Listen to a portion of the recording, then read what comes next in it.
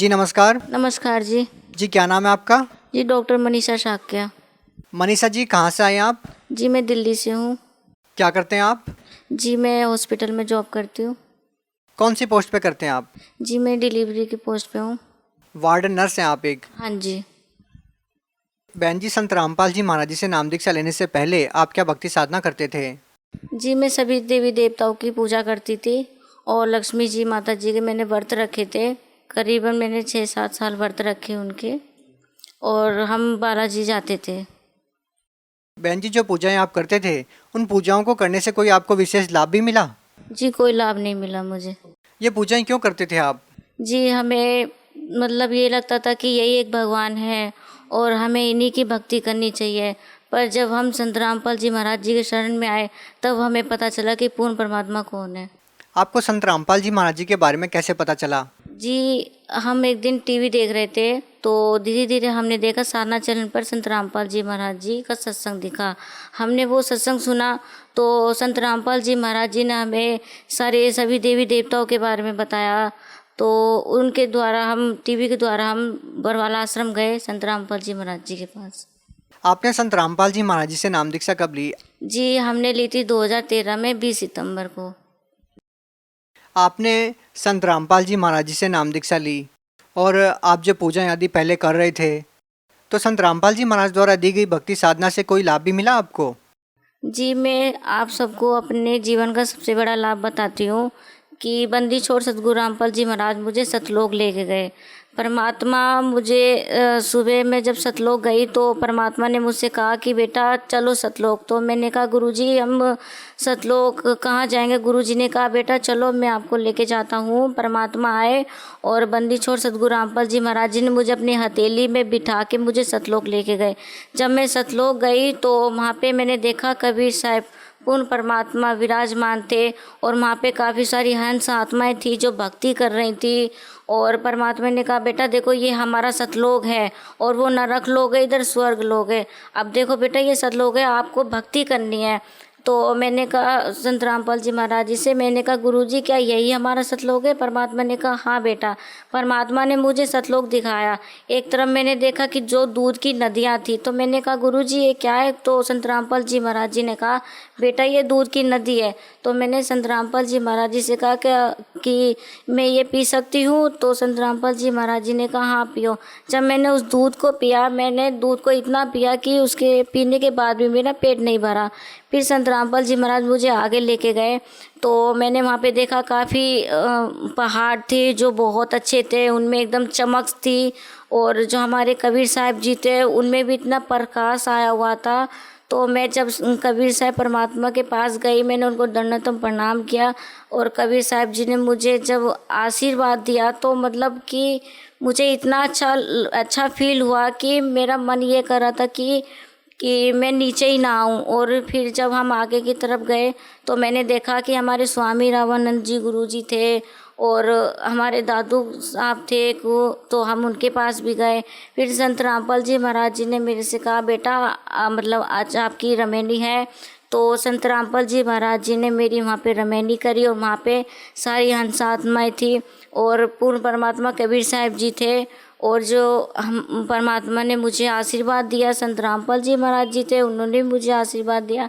फिर संत रामपाल जी महाराज जी ने मेरे को कहा बेटा अब आप नीचे चलो। मैंने कहा कि गुरुजी मैं नीचे नहीं जाऊंगी। परमात्मा ने कहा बेटा आपको नीचे जाना है और जितनी भी नीचे की आत्मा है आपको उनको ज्ञान समझाना है और आपको ये बताना है कि इस धरती पे केवल एक ही पूर्ण परमात्मा है, वो है संत रामपाल जी महाराज। तो मैंने कहा कि गुरुजी संत रामपाल जी महाराज जी से मैंने कहा कि मैं नीचे नहीं जाऊंगी।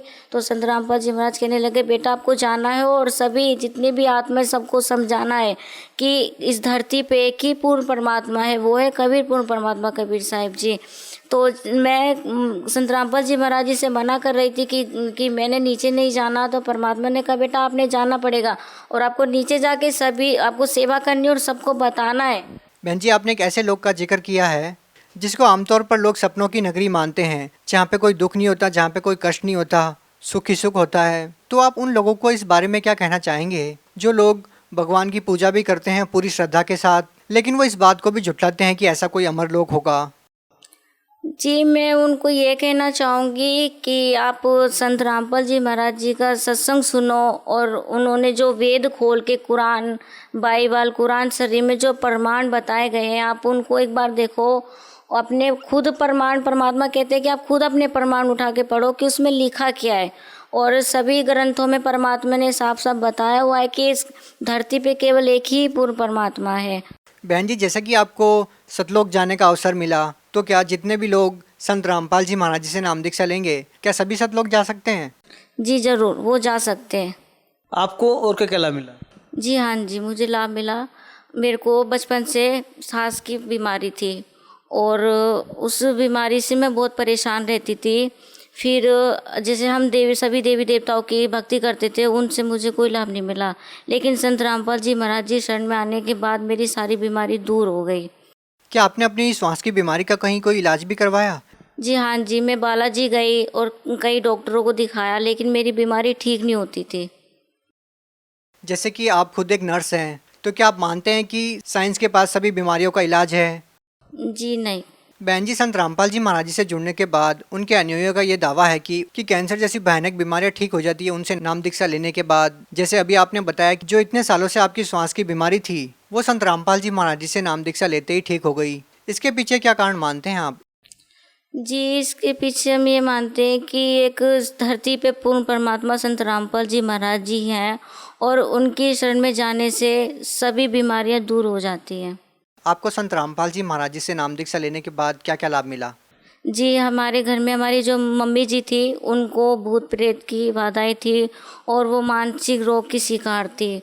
वो काफ़ी बीमार रहती थी। हमने कई मंदिरों पे भी दिखाया, जैसे काली माता के मंदिर लेके गए, हम बालाजी लेके गए। और हमारी जो मम्मी थी, वो सभी देवी देवताओं के व्रत भी रखती थी, और वो काफ़ी पूजा पाठ करने में बहुत वो रखती थी, मन रखती थी। लेकिन उनको किसी भी चीज़ से कोई लाभ नहीं मिला। और संत रामपाल जी महाराज जी शरण में आने से हमारी मम्मी एकदम स्वस्थ है। और क्या लाभ मिले? जी, हमारे घर में काफ़ी लड़ाई झगड़ा रहता था, हम काफ़ी परेशान रहते थे, एक दूसरे से नफरत सी बनी रहती थी। लेकिन जब हमने बंदी छोड़ सतगुरु रामपाल जी महाराज जी से नाम दीक्षा ली, हमारे घर में किसी भी प्रकार का कोई मतलब लड़ाई झगड़ा नहीं है, और आज हम लोग काफ़ी सुखी है संत रामपाल जी महाराज जी की दया से। देखिए बहन जी, जो संत रामपाल जी महाराज जी के शिष्यों को जो लाभ होते हैं, तो उनसे बहुत सारे लोग प्रभावित तो हैं, लेकिन उसके साथ साथ उनका प्रश्न ये भी है कि संत रामपाल जी महाराज जी से आखिर वो जुड़े कैसे, क्योंकि आज वो जेल में हैं। तो उनसे नाम दीक्षा लेने के लिए क्या व्यवस्था की गई है? बहुत सारे चैनल पर संत रामपाल जी महाराज का सत्संग आता है, और उन पे नंबर भी लिखे हुए हैं, आप उनसे जाके नाम दीक्षा ले सकते हो। जी धन्यवाद। साहिब जी।